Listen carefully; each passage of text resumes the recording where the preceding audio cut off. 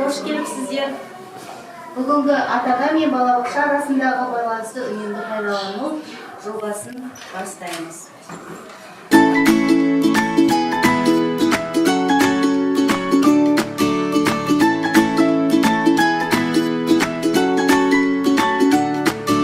Алматы қаласы білім басқармасына қарасты Медеу ауданындағы номер 125 бөбекжай балабақшасында бүгін мектепке дейінгі оқыту мен тәрбие қызметін бойынша жобалық конференция өтті.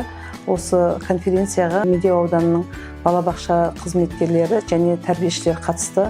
Сонымен бірге әдістемелік қызмет орталығынан да өкілдері келіп қатысты. Бұл іс-шараны негізгі мақсаты ата-анамен бірге жүргізетін жұмыстың нәтижесін көрсету. Осы балабақшада 9 топ, сол 9 топтың ата-аналары атсалысып іс-шараға қатысты.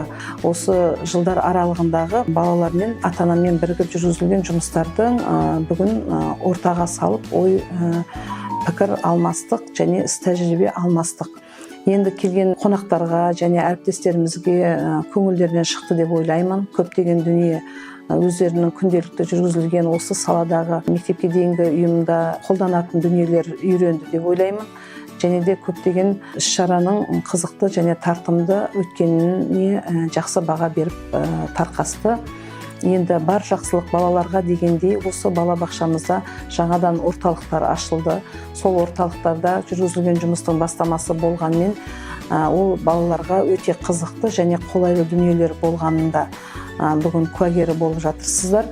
Енді ол орталықтың бірі ертегілер әлемі мен кітап әлемі.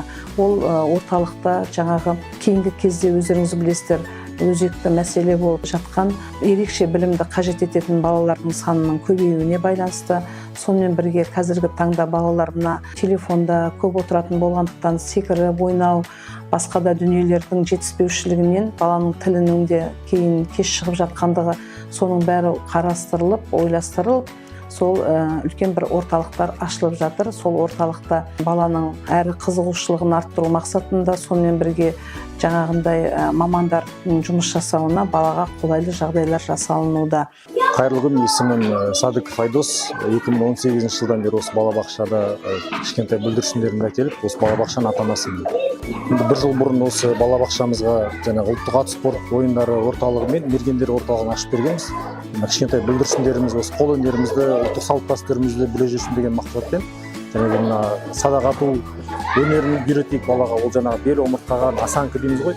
Баланың бойын ұстап, сымбатты болуына әсерін тигізеді. Жаңағы дөп тигізуге, атып үйренуге, және қамшы өріміне келетін болса, ол баланың қол жаттығу, моторика дейміз ғой.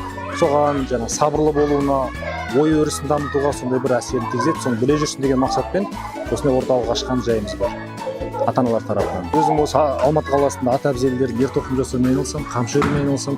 Сол себепті балаларға осындай өз қаражатына орталық ашып бердім.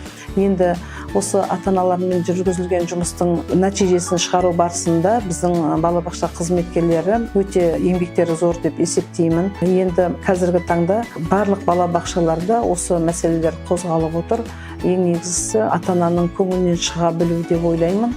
Ал көңілінен шығу үшін баланың жүрегіне жол табу керек. Әр баланың жүрегіне жол таба білген біздің балабақша қызметкерлерімізге осы ата-аналар дән риза. Менің аты жөнім Бақытжан Тұрдақынқызы болады. Оқушылар сарайында осы ақ киіз деген үйірме ашылған. Сода үйірмеде мұғалім болып жұмыс жасаймын. Бұл балабақшада әже ретінде келемін мұнда. Менің немерем осында балабақшаға келген. Сол екеуі келген кезден бастап осы балабақшамен тығыз қарым-қатынаста жұмыс жасап жүрмін. Наурыз мейрамдарында шақырып тұрады. Осындай түрлі конференция, семинар кездерінде осы киіз басу өнерінен балаларға жаңағы үйретіп жұмыс жасап кетіп отырамын. Қимыл қозғалыстарын арттыру мақсатында бізде спорт залда мергендер орталығы, сонымен бірге ұлттық ойындар тереңдетіліп жүргізіледі.